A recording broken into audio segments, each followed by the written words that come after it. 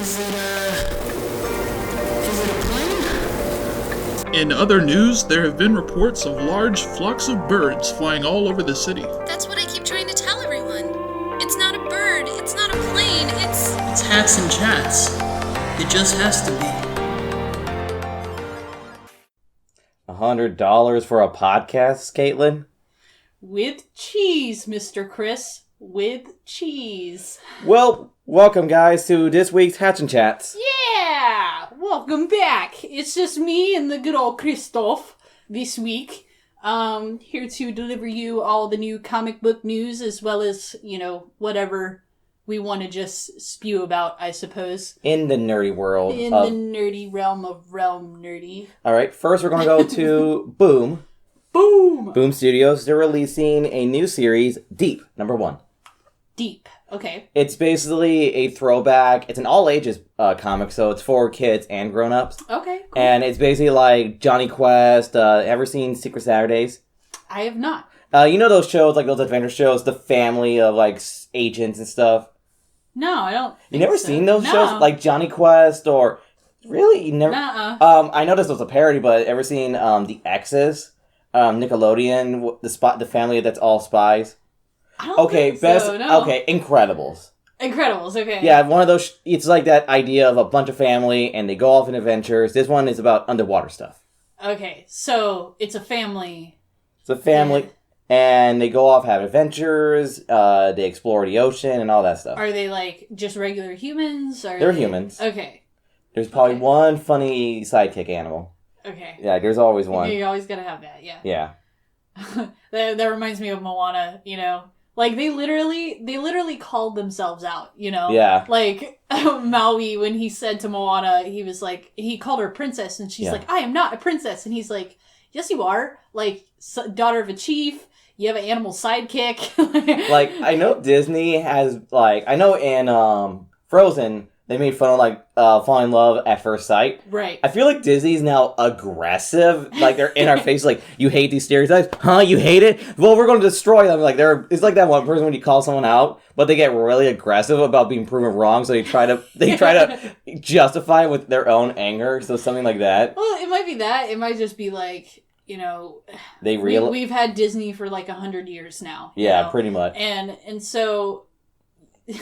In the beginning, it was just like, we're just going to take these fairy tales and make them into nice little stories. Yeah. And that was the idea, right? So they did that, and like, but in the process, they made it so, like, goody-goody that it just annoyed the crap out of people. Oh, so yeah. I think Disney's just like, okay, like, we see that is definitely a part of our past, but, like, we're keeping up with the times. We know that storytelling can't be all sunshine and rainbows forever. I can't wait for the moment where we get, like, a Disney movie that's, like, pulls a Legend of Korra, where it's like, oh, it's fine now, but then it gets really dark, and you're like, ooh. No, I don't... No, Disney will... Honestly, there are lines that Disney will not cross, because it's one of those things where, actually, Gabriel Iglesias, the comedian... Yeah. He talked about it one time, how he was gonna be... he was in some sort of Disney movie. Like, maybe just as an extra, or he was there briefly. I don't remember. Probably. But anyway, he was saying, like, in consideration for the movie, he was, like, so, like, uptight about all the things that he was putting on social media and stuff like that. Because he's like, if you do one little thing out of line, Disney will get you. So... I mean, it's Disney's fault for getting a comedian that, makes adult humor. Well, yes, but he's not... I mean, he's not awful, though. He's definitely, safer, mature. I think what would put him outside of, like, the Disney realm, quote-unquote, is, like, if he just starts going up on stage dropping F-bombs every 5 seconds, He usually saves those. No, yeah. He honestly, he uses, like, dirty language and dirty jokes, for, like, appropriately, if that can be said. Just, like... The longest tangent he'll go, he's going to be saying in Spanish, so half the audience is not even going to understand him. Right, and it's simply and only for comedy purpose. It's not definitely. just to be, like, a nasty person, Oh, yeah, I gotcha. Yeah. All right, next we're going to go to DC Comics. Okay. And they're releasing probably this week's most talked about book. The Justice League versus Power Rangers. Oh, yes. Okay. Cool. And not gonna I'm a big Power Ranger fan, and I'm pretty big fan of DC. That's a very one-sided fight. Like aside from the Zords, the Power Rangers themselves, they're pretty strong. Like they have like feats of superhuman abilities. They're not okay. They might have a chance with Batman because Batman's only human. Right. Wonder Woman, they'll probably have a decent chance. Flash, be tricky. They're not going to do anything on Supes. No. Unless technically, because the Dragon Ranger, he has just with all of them together, then because then you got Batman as their tactician. And you got Superman and Wonder Woman packing the punch, and then Flash with the speed. Green Lantern. The Green Lanterns who can do just all types of crazy things. Cyborg. So, yeah, exactly. So it's just like, what do you have on them? I think the only advantage, like the Green Ranger, for example, his power is slightly magical. Yeah. So that could hurt Superman. Like, he has magic-based abilities. Yeah, that's true. That is very true. I mean, then again, it's probably more or less a team-up. Yeah. But it's just funny because, like, DC villains, they're very menacing. They're pretty dark. They're pretty... Right. And then you got Power Ranger villains. Like, okay, Lord Zed looks pretty creepy, but aside from that, he's just, I'm going to just take over the world. And then there's just Rita Repulsa. The character is a living joke. I will say, like, one of the things that kept me from watching the shows and stuff like that was just how annoying the voices of the villains were. Oh, God. So annoying. I couldn't get over it. I mean, it does get slightly better. I will say, Dino Force villain, I forgot his name, but he actually is quite menacing. Okay. Like, he talks in, like, a raspy whisper instead of, like, bombastic voice. Yeah. Yeah, but... Yeah, they're like, I'm gonna kill you, Power Rangers! Yeah. It's like, stop! What is that? I mean, like, it is a children's franchise, so... Yeah, no, I totally understand, but even as a kid, I was nah, my biggest turnoff... That's my biggest turnoff of the new Power Rangers movie. Because it doesn't look like Power Rangers, it takes itself a little too seriously, because the appeal of Power Rangers is that it's silly, it's goofy. But, I don't know. I don't know if it... It looks too much like Chronicle for me, in my taste. But then again, it's probably what's just been a badly made trailer. Because they want to keep the Power Rangers secret. Well, I will say it drew me in. It drew you in? So, as a person who wasn't a fan of the silliness of the Power Rangers shows and stuff like that, like... Literally, I didn't know it was a Power Rangers trailer until the very end when they showed it, barely, And so up until that point, I was like, what's this movie? It looks kind of badass. With me, I was like, I saw it online. I was like, oh, the new Power Rangers trailer. I was like, this is like Chronicle or Push or, this looks like... I just saw it in theaters, so I didn't even... That's why I didn't know what it was until the very end. I was like, oh, Power Rangers, okay. Like, I don't know. All right, but I'm excited for this. I might pick this up. Now we're going to go to IDW. IDW, okay. And they are releasing a D&D comic. Oh. Straight up like Dungeons & Dragons. Yes, it is Dungeons & Dragons Frost Giants Fury. Dude. That's cool. It's just weird with D&D because it's such a customizable franchise. Yeah, I kind of see that as, the possibilities are endless, True. And so, if you can weave a good story out of it, I feel like that says a lot about you as a writer. Because you're taking this world that has, so many different rules, so many different, races and lore and countries and stuff like that. And so, being able to take all of that and to weave a story that fits within all of that, and keeps people interested, I think that's fantastic. Yeah, it is interesting. It's just a little hard because it is such a open thing. It's like clay. It's it takes an expert to make a good statue from clay. Rat Queens. Yeah. Right? Yeah, I love it. And it's very, it's very, very D&D-esque. You know, you have these characters... literally, they're the stereotypes of a party. You have the wizard and the fighter and the tank and the rogue character, Yeah.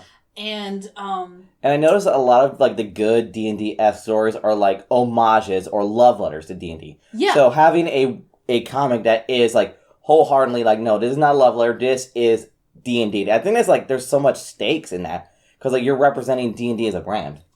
Right, yeah, no, and that's a big deal. Because it's such a, it's something so intertwined with like nerd culture, you Mm-hmm. know. I would say too. What was that video?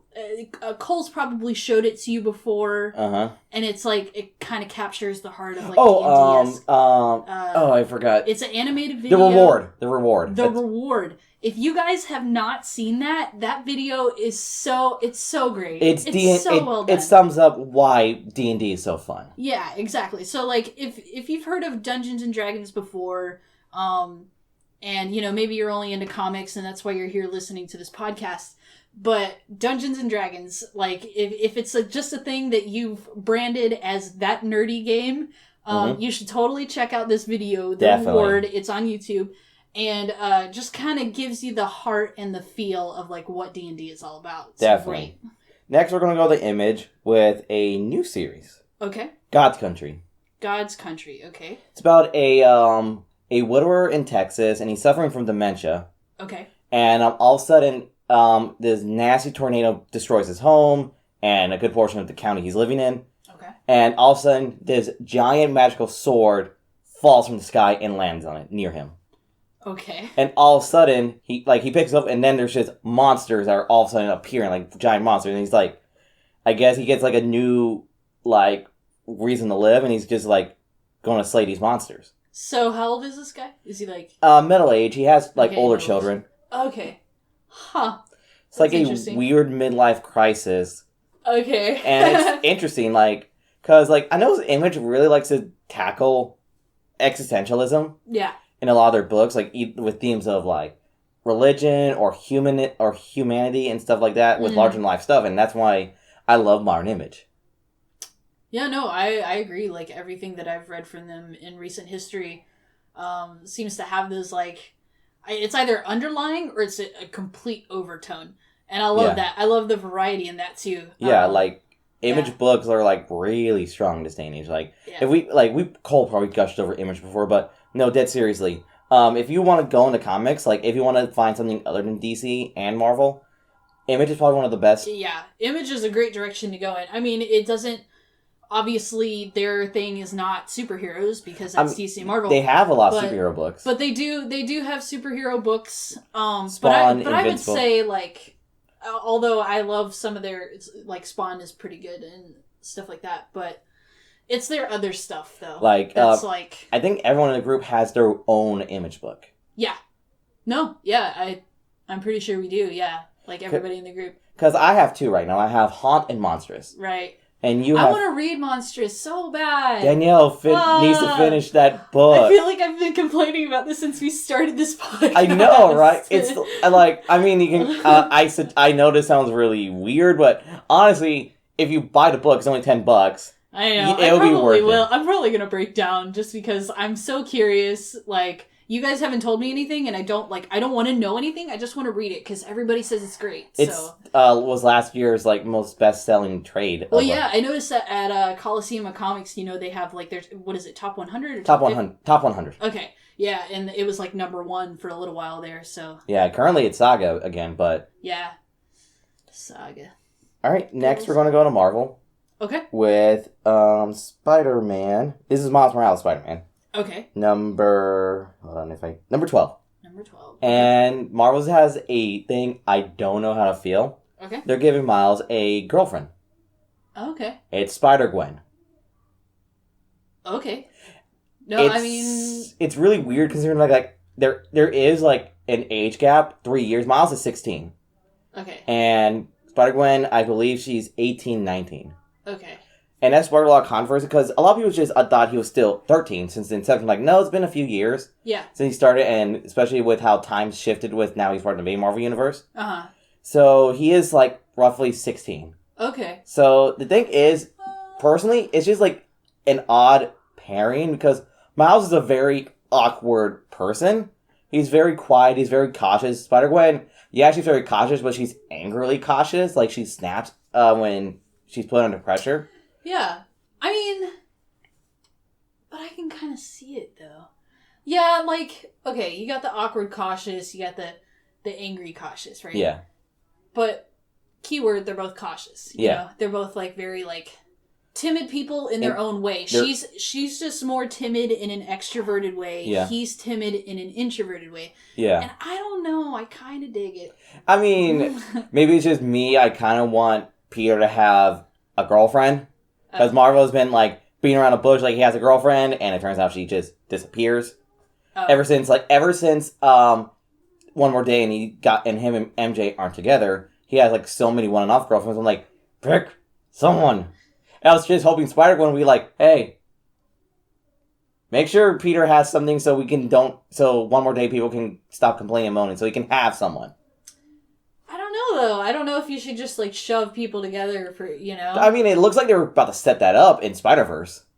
Okay. Like, it looked like they're going to have a kinship together in Spider-Verse. Well, you know, and they probably did it on purpose, because, like, I don't know. I feel like that's kind of what people would have just expected. It was just an easy thing, like, oh, Gwen's back from the dead, so they're going to probably go back together. Let's put her back with Peter. Like, I don't know. I think it's cool, and I think that's gonna give a lot more characterization to Miles as well. Yeah, you know, because you're gonna get to see him in a relationship, see how he like handles things, and you know, I think that's gonna be really good for his character. So. Yeah, I'm gonna read it. I love Miles and I love Gwen. They're two of my favorite spiders. Oh yeah, they're great. All right, and that's pretty much it for this week's books. Okay, so we just have a couple stories this week. Some of them just kind of loony things, like one of the things we were talking about. The thing in Japan. Yeah. Oh, this is a quick bit, but it's just so hilarious. I had to talk about it. Anime fans, I'm not sure you know, but if you heard the series Death Note, for those who don't know, it's about a college student who finds this book that if you write someone's name, they die. And he decides to take advantage of that book and basically try to become God. So, in Japan, a elementary school teacher decides he was discovered that how he threatens students for failing or misbehaving. He pulls out his own Death Note and threatens them. So horrible. And it's funny because, like, when Death Note was first around, it was controversial because students would have Death Notes. And, you know, it's basically their shit. It's basically their shit list. Right. But because of the context of the series, a lot of people took issue, like, is this basically, like, your hit list? So it's weird that, you know, now we have a teacher doing it. Like, do you think he can get in trouble for that? Probably. I mean, well, okay. I can't speak for Japan. Yeah. You know, if it was in America, no doubt. No. That teacher's get fired. We get teachers that get in trouble for yelling at their students. Yeah. Oh, yeah. No, like, this is so funny. I was watching Bob's Burgers, you know, not too long ago. There's this episode where Louise was going to use a volcano for her science project. I think I was watching that episode. We were having to sleep over. This is awful. Okay, first of all, so there was, like, the substitute teacher who comes in, right? And he says, like, no volcanoes at the science fair. And she's like, oh, you know, Mr. So-and-so, you know, the last science teacher said it was okay for me to use my volcano, so, like, I'm good, you know? And she, like, has it there on the table with her already and everything. And he comes over, and he, like, throws it on the ground, stomps on it, and he told one of the kids to, like, shut up, or called them stupid, or it was something like that. And I was like, oh my gosh, he would have been fired in America. I remember I had, like, a substitute teacher got in trouble because and it was probably like, I hate being the person that causes someone to get in trouble, but it's one of those scenarios. Like, I had a PE teacher in California. He was really cool, and he didn't let me go physical activity because, you know, one, I have, like, slightly weaker bones and asthma, right? So he's not totally hard on me. We had a substitute teacher who was, like, the militant PE teacher. And he just basically forced everyone to run laps. And I was, like, miserable.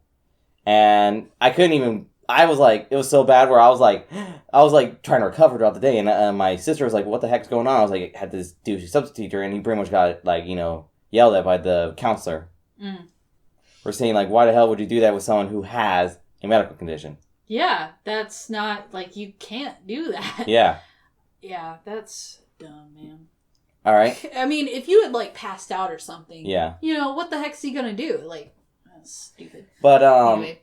But yeah, so I don't know. that. I don't know if this teacher's gonna get in trouble because I don't know how Japan works. Yeah, I don't know how Japan works I either. know they're very similar to America, so maybe he'll get in trouble. I mean, they're really strict on their students. I wouldn't doubt that they'd be strict on their teachers. Yeah. As well. Yeah.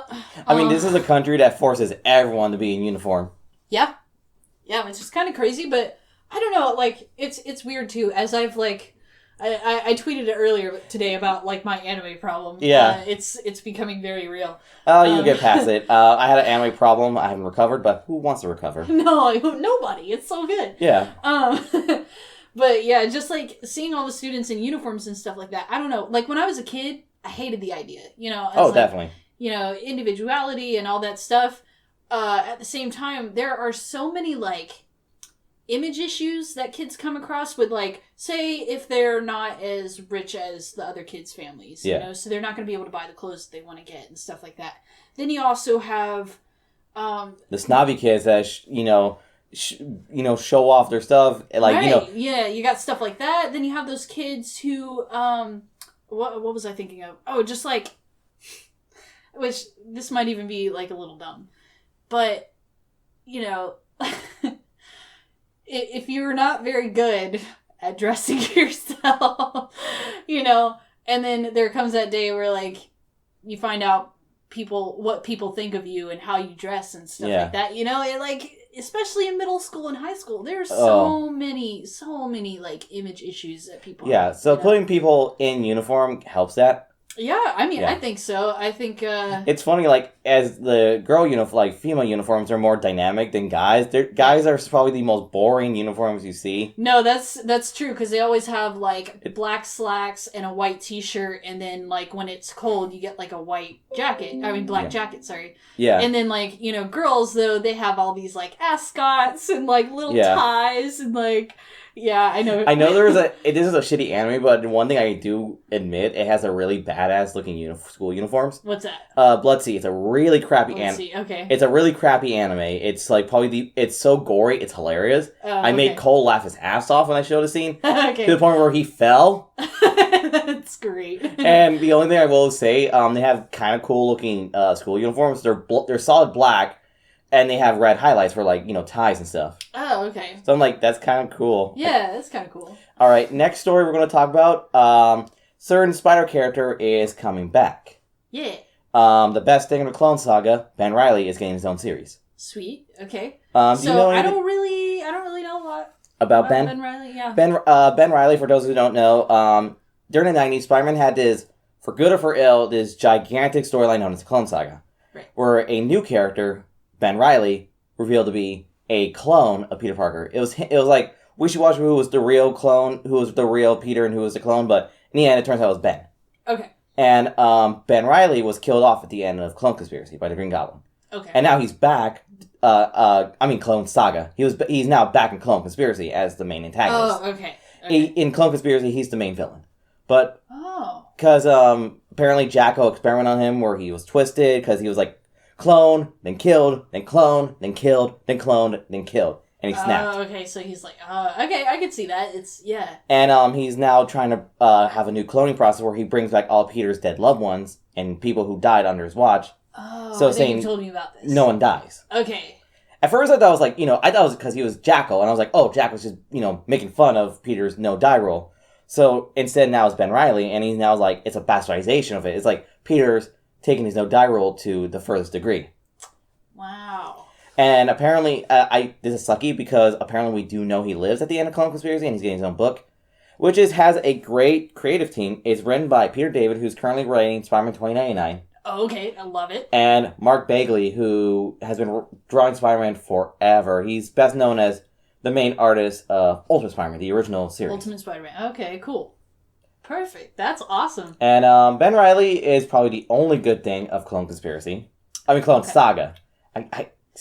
Rename them, please. Clone Conspiracy, Clone Saga. I'm like, ugh. Okay, so best part of Clone Saga. And it's sad because the previous Scarlet Spider went from becoming the worst thing to the best thing. Kane, who was the first failed clone, but he became a good guy afterwards. Okay. So much. Yeah. Spider-Man is just It's like Spider-Man is like the one character you think he's simple, but the more you read to it, the more it's like he has his own mythos he can stand on. Well, and the funniest part too is like the movies. You know, if you're just going from I've seen the movies perspective, right? Yeah. You know, like everybody gets so annoyed with Spider-Man because they're like, God, if Uncle Ben dies again, I'm gonna lose it. And it's just because it's sort of like Batman, you know, Batman with the story of his parents and stuff like that. It's a story that is so overdone in all of media. It's such an everyone knows who Batman is. Yes. Everyone knows who Spider-Man is. It's like imagine retellings of like King Arthur over and over and over. Right. Or retellings of trying to think what I was like fables over and over again. We get sick of it. But it's in your face so much in our culture for multiple reasons. It's in comic books, it's in movies, cartoons. It's in video games, it's in cartoons. Literally, it is all over the freaking place. And imagine people like is like, oh, there's so much Spider-Man. It's like, when did I tell you about Spider-Verse? Yeah. And and that's the thing. You like open that door and it's like, what is the, you know, it's like standing in a white room with only one door. Yeah. And then you open that door and the pits of Cthulhu's realm are before you. I mean, not saying it's a bad thing because I adore Spider-Man. Maybe it's just like, maybe the reason why I'm not bothered by it is just because I've been with it for so long. Oh no, yeah. I mean, definitely. Like, you have read, you know, a billion comics and you've watched all the cartoons. I've done this song and dance so much. Yeah, yeah. And I think definitely Spider-Man is one of those characters that you have to do that with, because otherwise you might be able to appreciate him. Yeah. And appreciate some of the other Spider people. Yeah. Like, Batman's an easy character to follow. Yeah. Because, like, there's Batman, the Robins, that's it. Yeah. And with Spider-Man, it's the character that's, like, now solely rooted in the multiverse. Yeah. Yeah. Like, with, like, DC characters, there are characters focused on multiverse, but they're, like, not as well known. Right. Probably the most complicated character you probably have to get into with the main DC pantheon is probably the Flash, to be totally honest. No, yeah. No, I totally agree.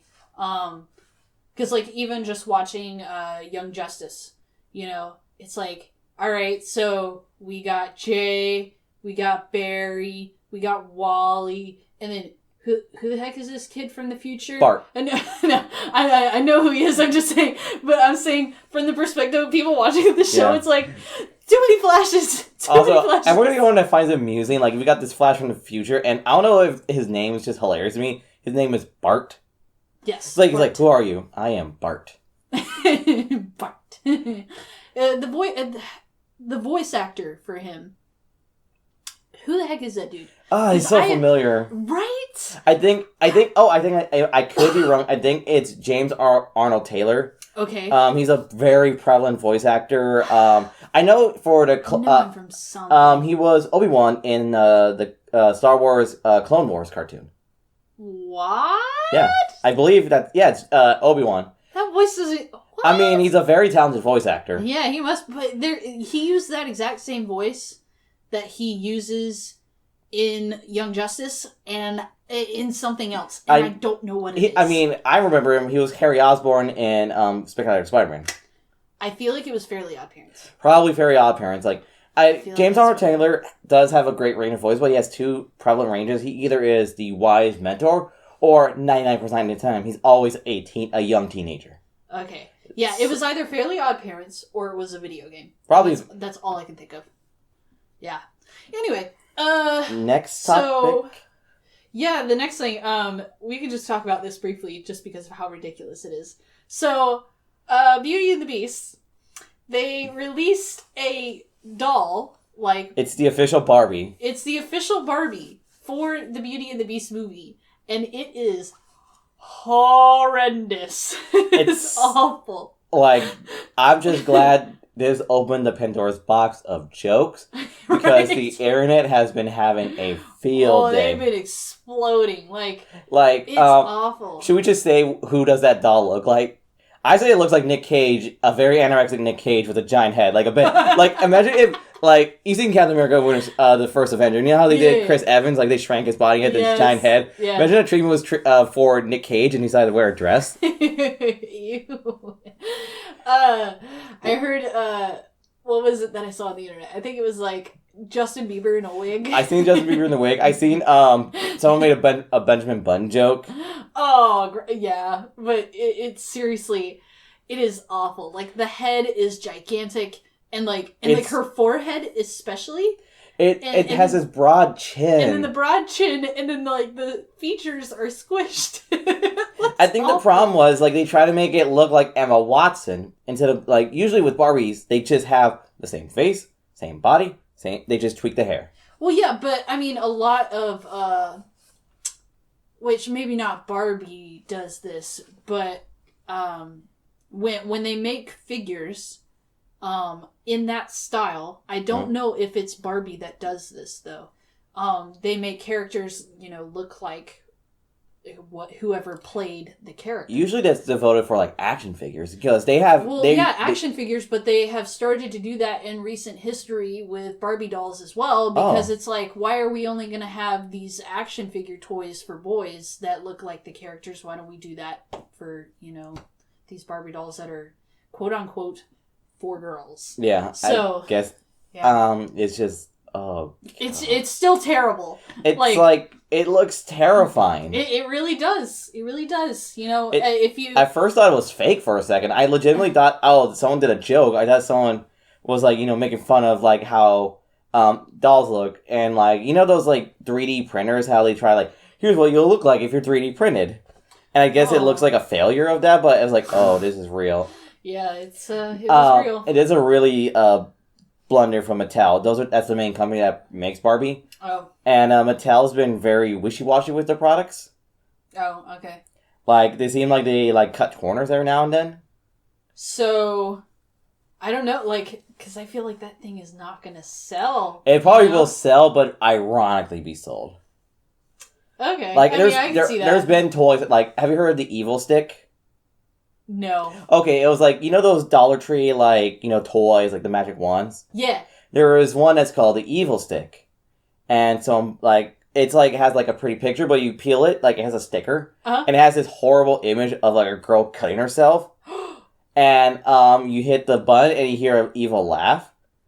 It was, like, controversial, but then all of a sudden, this product's been on eBay and it's been selling for $200. Oh my god! Because there's just people that just buy morbid or terrible stuff. There's a That's awful. yeah. Well, it's supposed to be like That is horrible. Yeah. Oh my gosh. And no, I don't know what's horrible. People are sick. I don't know what's more horrible that this product was made or the fact that it's being sold for $200 on eBay. I would go for the fact that it was made in the first place. Yeah. Yeah. Actually, no, that's a pretty good question. I feel like we should do a poll on Twitter. Yeah. Like, who's worse, the person who made the evil stick or the people who buy the evil stick? Like, not even buy them, like a lot of, like, when it was first encountered, it was an accidental, like, buy something for a little girl.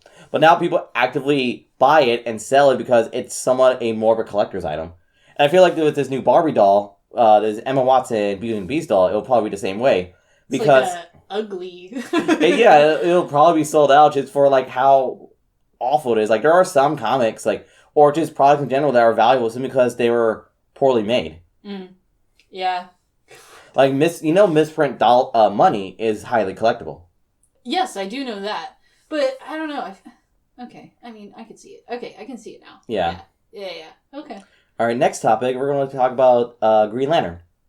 Okay. They announced, we finally get to know we're going to have 2 Green Lanterns for the film. I'm not sure I know one is confirmed for Justice League, we just haven't seen it yet. Okay. But for the Green Lantern Corps movie, we're getting Hal Jordan and Jon Stewart. And it's going to be like a Lethal Weapon buddy cop movie.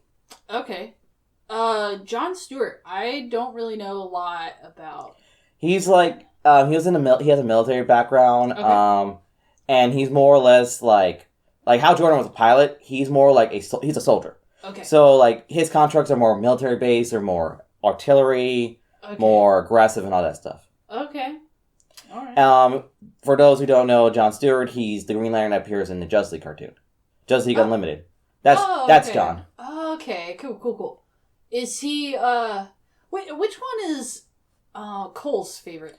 Kyle Kyle. Rayner, the, I like to say the third main Green Lantern. I know Guy appeared around the same time as John, but the thing is, Guy was basically the reserve Green Lantern. Okay.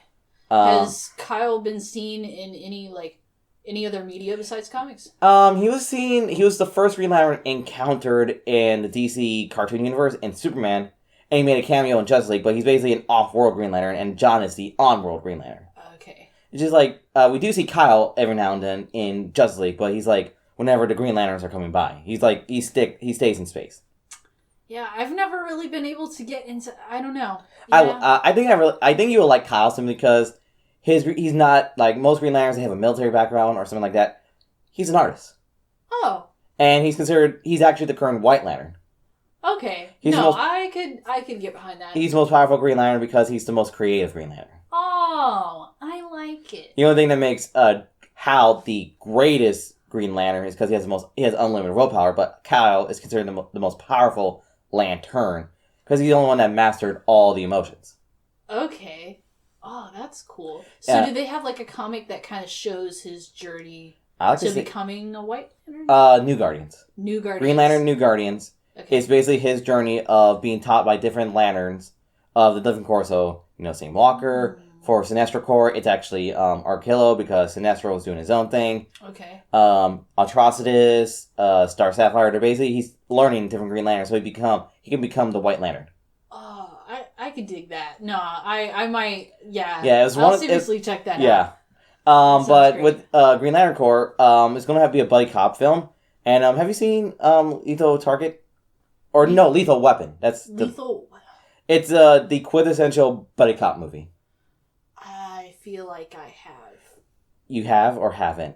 I feel like I have. I know it has one of the. I'm going to tell you its most famous line. Okay. It's the older cop. He's like in the middle of a gunfight, and this is the most quoted line from him, and you can see why. He's like, "I'm getting too old for this shit," and it's that movie that gave us that line. Oh, okay.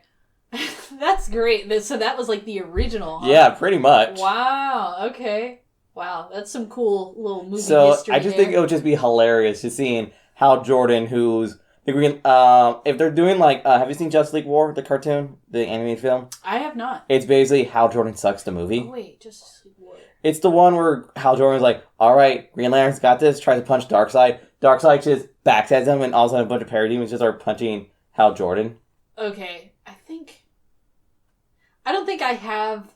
I think I'm thinking of one. Oh, shoot. I don't know what I'm thinking of. Where's the one where Wonder Woman and Aquaman? That's Paradox. Flashpoint Paradox. Okay, that's what I was thinking of. Yeah. That's what I was thinking of. I was like, and then there was something about the Flash. I couldn't think of it. Yeah. God, I'm tired. Okay, anyway. So, Jesus. That's terrible. That's terrible. I couldn't think of that. God, man. This is why drugs are bad for you, kids. You really... Cocaine's a hell of a drug. Cocaine. Don't be like Rick James. Oh my God. Rest in peace. Was there anything else we were going to talk about today? I mean... I know we got our first look of the Defenders, as well as timely they announced a new Defenders comic that's basically the show lineup. Okay, so we got a glimpse of Defenders. Are you saying there was like a teaser or trailer? It's just it's a picture from Entertainment Weekly, and it shows Iron Fist not in costume. I hope he gets a costume. Yeah. Jessica Jones, Daredevil out of costume, in his lawyer outfit. Okay. And Luke Cage staying around with the Defenders in graffiti. Okay, cool. No, I'm sure Iron Fist, because they always, waited a little bit to give... full season of Daredevil so we could get the red costume. Yeah, and then, with Luke Cage... They tease his original costume? They tease his original costume, and then the rest of it is just, he's not really gonna have a costume. Luke Cage doesn't have a costume now, He doesn't need one. He doesn't really need one. He doesn't need one. He just puts on usually he always wears something yellow. He puts on pants and, goes out.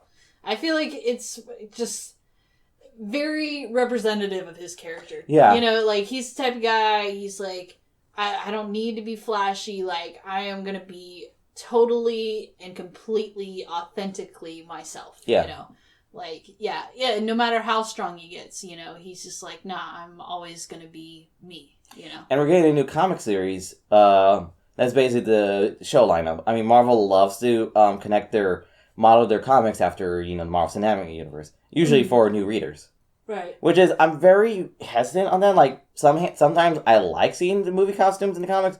Other times I can see it just being a cash-in of the films. I think sometimes the comics should stand on their own and not need the films to alter how they should be. I don't know. I don't know. I don't know how I feel. Because, you know, I want more people to get into comic books. You know? And I feel like, with all of these movies coming out, that it's a great opportunity. You know? Because so many people are like, what's up with this guy? And, like, who's this villain? And all this stuff, you know? So give them some comics that are, that have elements of the movies and stuff like that to get them, you know, just kind of, it's the gateway comic. You know, the gateway comic. It's the crack. Stanley always said, Stanley has a quote that's really one of my favorite quotes from him. He says, every comic is someone's first.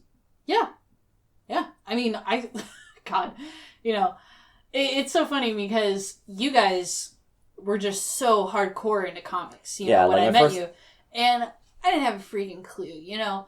And I picked up Aquaman, the first trade of Aquaman, the New 52. Yeah, the Jeff Johns run. And that was my first comic book. And, you know, like, so many people, when they hear that, they're like, really? You know?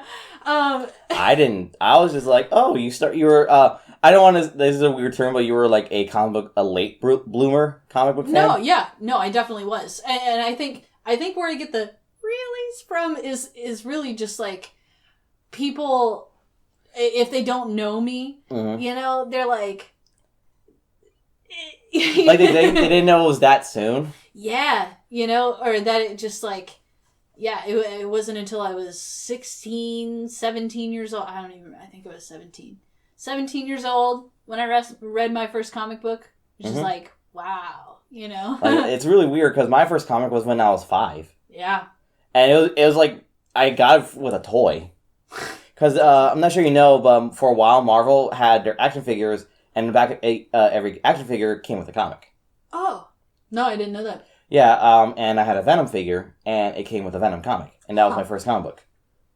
Yeah. I mean, the only thing that, like, had me into superheroes up before that point, I can't even say it was the movies, because it wasn't. It was really just video games when I was a kid.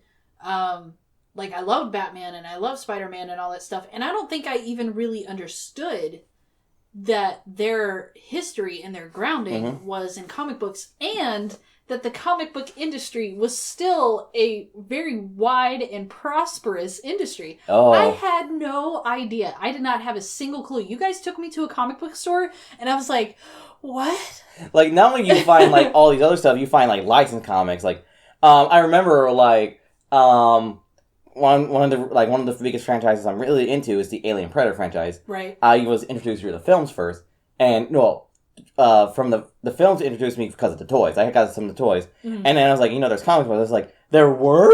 I can read. I can read this stuff. That's awesome. Yeah, man, it's so cool because especially like you're a big Star Wars fan. I was like, I bet your reaction when you learn about the Star Wars comics. Oh, dude, yeah. Like I started reading Legacy, which was a part of the extended universe before Disney got the rights. But Legacy, Star Wars Legacy, if you don't have it, if you have never read it, and you are a huge fan of Star Wars, even if it's not canon any longer, I will say, hands down, it is the best Star Wars comic book I've ever read. It is so good. And, I mean, yeah, you need to read it. I will say this one thing, like, those who say it's not canon anymore, is like, it doesn't have to be canon in their eyes, but you can make it canon in your eyes. Well, yeah, I mean, that's kind of the perspective I've taken on with it, because so many people were so angry about all these characters that have been dropped, and I was like, look, if you enjoyed the characters and you enjoyed the stories, then, like, that doesn't stop all of a sudden because Disney decides to stop talking about those characters or stop making stories on those stories. You know, like, they're there for you in your heart, you know? Like, they have a place, and they don't go anywhere just because Disney says so. That's how I feel with the Alien Predator franchise, because after Aliens, you know, everything went... and my perspective is like, those films, they don't exist in my eyes. Like, immediately, like, after, I always say, as if you want to get into Alien, especially Aliens, because I feel like that franchise has been abused so badly. Predator has got its wins back, but Aliens, it's like, we got Prometheus. Yeah. And Alien Covenant looks promising, but I always say, it's like, after Aliens, don't watch Alien 3, just read the comics. It's right there. It's available. Read them. Read them. Read them. Love them. They could be your canon, because... Kiss them if you have to. Like, I always wonder, what do you think is the one franchise that gets so abused? Like, you kind of feel sorry for its fans. Like, the amount of crap they got to deal with. I say Transformers. The Transformers fans. I wouldn't say that would be, like, the worst, though. Crap. That's a great question. I feel like I'd have to think about that more. Maybe we can post that on Twitter. We should post that, like... I mean, you could say... the Percy Jackson fans. As a Percy Jackson fan. They didn't get just one terrible movie. They got two. And they're like... awful. And there was supposed to be a whole series, but the second film, I heard, bombed. Oh, it bombed hard. I mean, literally, I paid for it to go watch it in a movie theater because I wanted to laugh at it. It was a comedy. I mean, yeah, those movies, I would say, The Last Airbender. I mean, they had one nasty film. And that's what I was going to say. Everything in their fandom is fantastic. The Legend of Korra was great. The graphic novels that they have for they're so The Last Airbender, good. it's so good. If you guys didn't know about that, seriously, there is so much story. We're getting a new Legend of Korra series this year. I'm so excited. And it's going to focus on Korra and Asami's relationship. Oh my god, yes. So great. Oh, speaking of which, cutest gay couple ever. Speaking of which, have you heard the creators did something really cool? I believe it was 2 years ago they did this, and it's super awesome. What's that? There is a charity for suicide awareness. Okay. And for auction, they had a Kurosami painting and all the proceeds would go for suicide prevention charities. Oh, that's cool. That's awesome. Yeah, the creators of the show and the ones that are behind all of that and the graphic novels and stuff did a wonderful job. Whoever decided to hand off, all of that to whoever, I don't know. M. Night Shyamalan. It was M. Night Shyamalan. Okay. People, Hollywood, there's something I want to say, Hollywood. Please, I know you love The Sixth Sense. I know that was an Oscar-winning film, great film, but don't give M. Night any work. No. Make him learn his lesson. Make him learn his lesson. God. Is he doing Split? He did Split. Okay. I don't know. I'm kind of interested in it. I do think it's a bit ridiculous. The whole thing about, if you psychologically believe enough that you are a certain thing, your physical appearance will actually change. And that does happen. Yeah. Slightly. I mean... a little bit. I mean, the thing is, it's an interesting premise, but I just don't think M. Night Shyamalan's the right man to approach that. Yeah. Honestly, if you want someone... there's a film that did that several years ago, done by the king of... Have you heard of the body horror genre? Body horror. Body horror, no. Body horror is a form of horror that delves into... One of our biggest fear is the fear of our alteration of our body. Okay. And there's a film called The Brood, where a psychologist has a technique where he deals with people, and he makes their, in order to cure them, he makes their psychosis physical. That's freaky. And he had a man who had internal hatred. He had such bad hatred of himself that he basically developed cancer. Oh. But yeah. the reason why it's called A Brood, it had a woman that had hatred of her husband and as well as her child, and she basically spawns evil little children that are basically Yeah, and so if you David Cronenberg, it's his film, and honestly, the idea of Split, David Cronenberg should have made that movie, because he would have like taken that idea and go all the way with it. Okay. I guess I don't know what the transformations are, but according to what I saw in the trailer, I did see the trailer. Right. It looks like the guy, he just basically gets stronger. Like the idea he becomes a monster, he just looks like he becomes stronger. Okay. He doesn't. Because they made it seem like he actually becomes a beast. That's what I saw in the trailer. I could be wrong. Okay. But if this was David Cronenberg, that man would have transformed into some ugly abomination. This is a man who also made the Fly remake. I'm not sure you saw the Fly. I have not, but I know what it is. Yeah. I do know enough about it. But I like the actor that they picked though for the crazy guy in Split. I feel like because like him acting like a 5-year-old. It's like, it's unsettling. Like, the only thing I'm concerned is, M. Night Shyamalan has awkward approaches with actors, so maybe, like, the Split personality, they come across too awkward. Okay. Like, weird and stuff, like, I swear, we need to watch with Quality Happening, because Mark Wahlberg was a very awkward man in that movie. Oh. Like, I'm dead serious, that's how he acts, he's like, what? No. Oh my God. No, I am not exaggerating. That is Mark Wahlberg. I'm sure you're not. I'm sure you're telling the truth. I'm gonna lie. After talking about Mark Wahlberg, I kind of want to go to Wahlburgers in Orlando. Oh my gosh. Well, do we have anything else we're gonna talk about? I believe that's it. Okay. I mean, yeah, kind of short this week, but that's cool, man. Yeah, I don't know what else to say. We can find some funny story to happen with us in the week. Let's see. I haven't really had anything like super funny happen. I will say though. Oh no, this is great. Like, do you have any stories? I work Chick-fil-A? earlier today. Okay, so I was taking orders outside for the drive-thru, and these 2 girls drive up, and one of them was wearing a Rooster Teeth lanyard. Nice. Right? And so I like see the lanyard, and I was like, "Oh my gosh, I love your lanyard!" And she was like, "What?" It was such a glorious moment of, "Oh my god!" When you're in public and someone notices your fandom. Yes. I was like, "Do you guys watch Ruby?" Like, it was 2 girls in the car, and they both just looked at me like I was Jesus or something. It was beautiful, man. I've never had like that like joyful of a feeling when I like found somebody. You probably made their day. No, seriously, they drove away and they were like, bye, like, and I feel like whispering, we love you. Was your coworker say anything? Like, were they like? Oh, they were. I was outside by myself, so like nobody. Okay. Yeah, but and I don't really work with a lot of nerds. I think I feel like that's with all of our jobs. Yeah.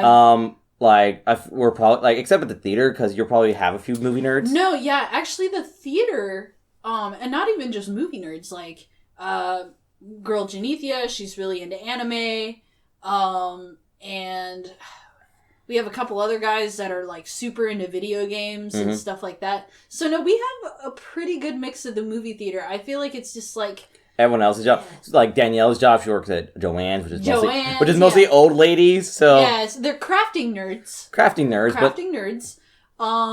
Yeah, they got that going on, and then I mean, Anthony, like, he doesn't. First of all, he doesn't work with a lot of people. There's not a lot of people working there, and just on top of that, like, most of them are older and stuff like that. So, yeah, for the most part, like... We're usually the odd... And I babysit, so I have children. So they're not even...